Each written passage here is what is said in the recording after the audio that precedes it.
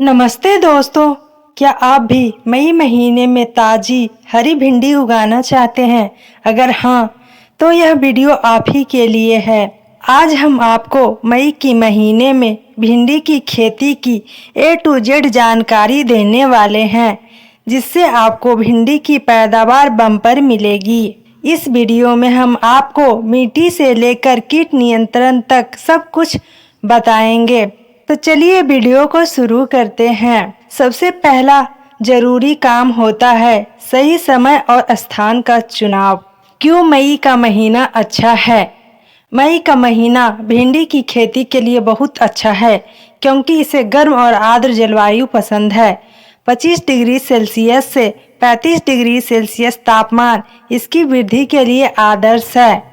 भिंडी को कम से कम 6 से 8 घंटे की सीधी धूप चाहिए।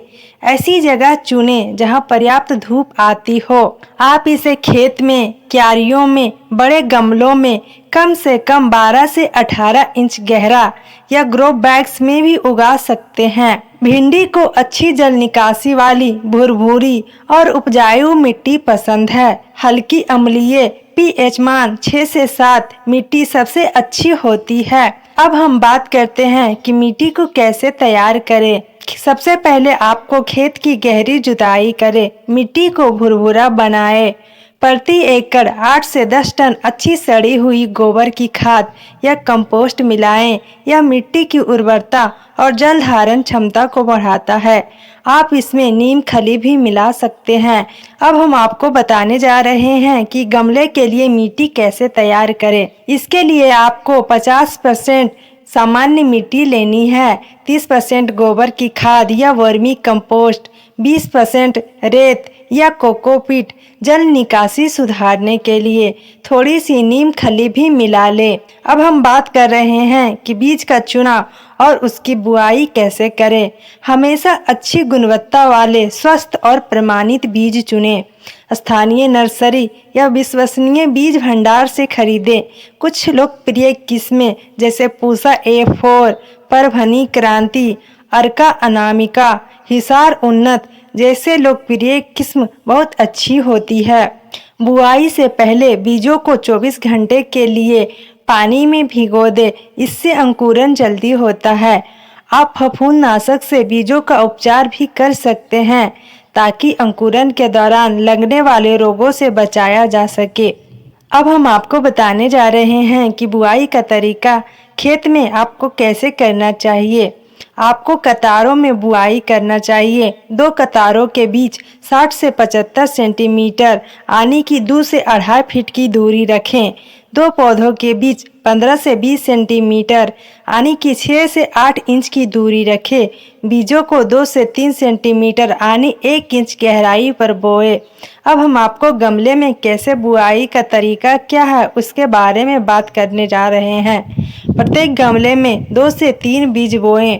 अंकुरन के बाद स्वस्थ पौधे को छोड़कर बाकी हटा दें। बीजों को 1 इंच गहराई पर बोएं। बुआई के बाद हल्के हाथ से मिट्टी से ढक दें और तुरंत पानी दें। भिंडी को नियमित पानी की आवश्यकता होती है, खासकर फूल और फल लगने के समय। मिट्टी को लगातार नम रखें, लेकिन जल भराव ना होने दें। गर्मी के दिनों में हर दूसरे दिन या रोज पानी देना पड़ सकता है। सुबह या शाम को पानी दें ताकि वाष्पीकरण कम हो। छोटे पौधों को फुहार विधि से पानी दें। बड़े होने पर जड़ों में पानी दें। अब हम आपको बताने जा रहे हैं खाद और उर्वरक के बारे में। पहली खाद कब देनी चाहिए? बुआई के 20 से 25 दिन बाद, जब पौधे 4 से 6 इंच के हो जाए तब पहली खाद दें। गोबर की खाद या वर्मी कंपोस्ट 1 से 2 मुट्ठी प्रति पौधा डालें। नाइट्रोजन युक्त खाद जैसे यूरिया हल्की मात्रा में दें।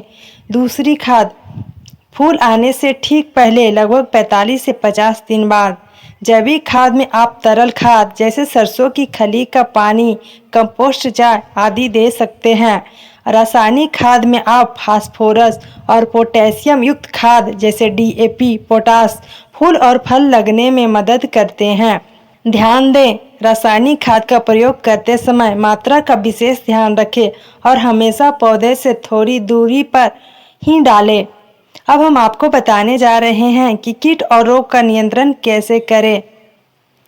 माहो एफिड्स रोग पत्तियों के नीचे चिपके रहते हैं और यह रस चूसते हैं। सफ़ेद मक्खी पत्तियों पर सफ़ेद छोटे कीट तना छेदक तने के अंदर घुसकर नुकसान पहुंचाते हैं।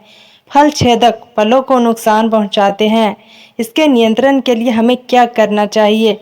इसके लिए जैविक नीम का तेल 10 से 15 दिनों में एक बार स्प्रे करें। लहसुन का स्प्रे, साबुन का पानी, कीटों को हाथ से हटाना। गंभीर प्रकोप होने पर ही हल्के कीटनाशकों का प्रयोग करें, लेकिन सावधानी से।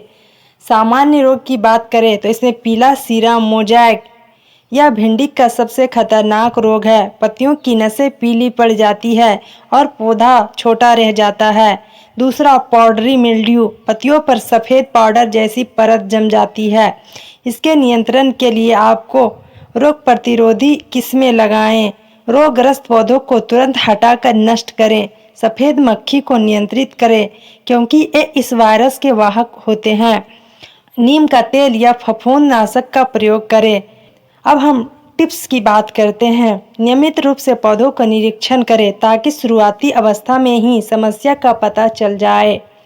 बुआई के लगभग 50 से 60 दिनों बाद भिंडी की पहली कटाई शुरू हो जाती है।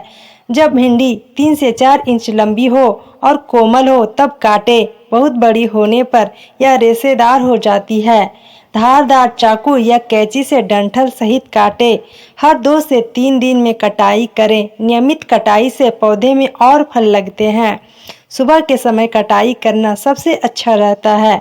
अब हम आपको कुछ अतिरिक्त टिप्स देने जा रहे हैं। खरपतवार नियंत्रण। खरपतवारों को नियमित रूप से हटाते रहें क्योंकि वे पौधों के पोषण में प्रतिस्पर्धा करते हैं।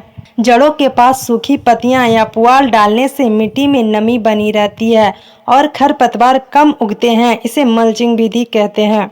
अगर आपकी भिंडी की किस्म बहुत लंबी होती है तो उसे सहारा देने की ज़रूरत पड़ सकती है।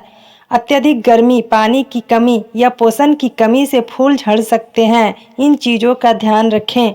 तो दोस्तों, इन आसान से स्टेप्स को फॉलो करके आप भी मई के महीने में अपने घर पर ताज़ी और ऑर्गेनिक भिंडी उगा सकते हैं।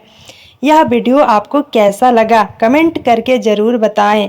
अगर आपके कोई सवाल है तो वो भी पूछें। वीडियो को लाइक करें, अपने दोस्तों और परिवार के साथ शेयर करें और हमारे चैनल को सब्सक्राइब करना ना भूलें ताकि ऐसे ही और गार्डनिंग टिप्स आपको मिलते रहें। मिलते हैं अगली वीडियो में। तब तक के लिए खुश रहें और बागवान